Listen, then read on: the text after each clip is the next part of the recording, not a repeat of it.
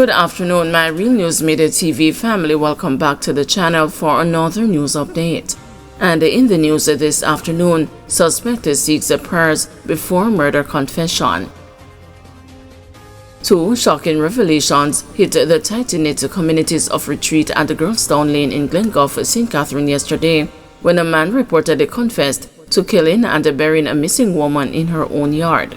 The community folks told the news that the 20-year-old man requested prayer at a special church service and also assisted in the search for 32-year-old Lisa Gabe Babes Cobre to some extent. Cobre, who had been missing since September 28, was the subject of a community-wide search led by the Glen-Gulf police and concerned residents. A reward of $100,000 was offered for her safe return, and the community held out hope. However, during a special church service last week, the atmosphere shifted. As the sermon called for prayers for Cobre's family, the man approached the altar seeking prayers for himself. There was a prayer meeting at my shop, and they were calling for the family. They said they were going to pray for Sonia, Cobre's mother, and the missing girl, that wherever she is, she would come back home. Jokey, the accused man, was there, and he came to the altar and they prayed for him, a resident said. The suspect reportedly turned up at the police station on Monday night and reportedly confessed to killing Cobre and burying her remains in a shallow grave. Yesterday, dressed in black and in handcuffs, he led investigators to the spot in his yard where Cobre's partially decomposed body was found. Cobre's grieving mother, Sonia Beverly, had to seek medical attention at a nearby clinic following the revelation.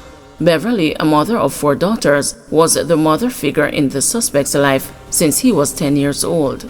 "Them take him for them brother because I don't have any sons," she said. Divisional Commander for St. Catherine, Senior Superintendent Hopton Nicholson, told the news that a post-mortem will be conducted to determine the cause of death. The suspect remains in police custody. Human rights groups call for investigation into Jamaica's treatment of Haitian migrants. Human rights groups Stand Up for Jamaica and the Jamaicans for Justice are calling for the government to launch a full investigation into the treatment of Haitian migrants and asylum seekers in Jamaica. In a joint release to the media on Tuesday, the groups said the probe should examine whether processes to determine the status of the Haitians are in line with those detailed in Jamaica's refugee policy. They also want an examination of reports of abuse and unnecessary or arbitrary detention. The call by the groups followed the repatriation of 20 Haitians who landed in Kensington, Portland on Saturday. JFJ and the SUFJ have strongly condemned the move by the authorities, stating that "we are seeking once again where Haitians seeking refugee status are being denied the right to refugee status and have their applications duly processed." They also point to claims that attorney-at-law Malene Alain, head of Freedom Imaginaries, who have advocated for and supported the rights of Haitian refugees entering the island, was denied access to visit them. These persons now join a pool of over 130 Haitians who have sought asylum since July 2023, most of whom have already been expelled from Jamaica without being granted access to asylum procedures or legal counsel. The continued undermining of Haitians' legal right to an attorney and due process are flagrant violations. The lack of access to legal representation and immediate institution of criminal charges makes it nearly impossible for persons to make their intention to seek refugee status as provided under Jamaica's refugee policy of 2009 known, the groups argued. The groups noted that in some instances, the Haitians have been charged with illegal entry, treated as criminals without any evidence of wrongdoing, and despite fleeing violence, hunger, and instability. They deserve proper assessments to determine their refugee status rather than automatic criminalization by Jamaican authorities, JFJ and the SUFJ say.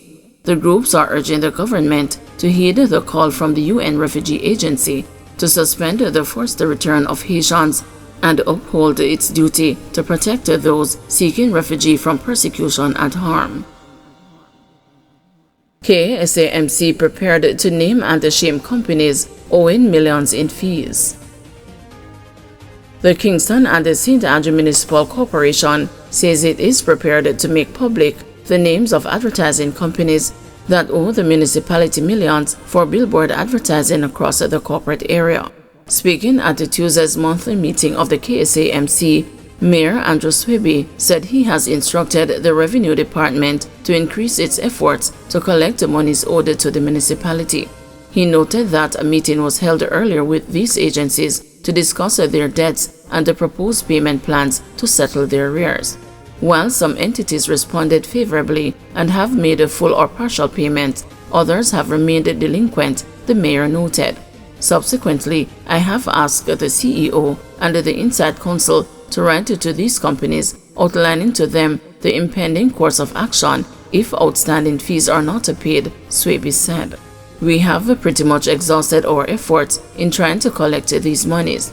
As a form of moral persuasion, we are prepared to make the names of these companies public. More importantly, we wanted their clients to know that they have not discharged their obligation to the KSAMC and that their ads are at risk of being taken down, he added. Finance Committee Chairman Dennis Gordon told the news that 5 companies are currently delinquent and owe the municipality millions of dollars. These debts were accrued between 5 and 12 years, he said. Gordon could not provide the exact sum owed, saying it is still being tabulated. We have given them all the opportunities to be compliant, but they are defiant, Gordon stated. He explained that fees are paid annually and vary by the number of billboards each company has and the size of each billboard.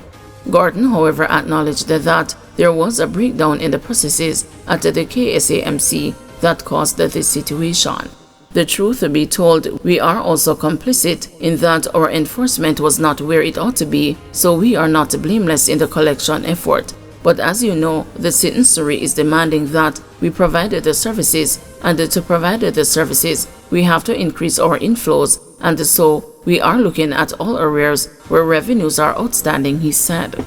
And declaring that the KSAMC is not anti-business, Swaby stressed that a part of its mandate is to generate income to undertake various expenses. We cannot do so if we are unable to collect these monies, he said. For too long, the KSAMC has been taken for granted. These companies would have collected the fees from their clients to provide advertisement placements for them.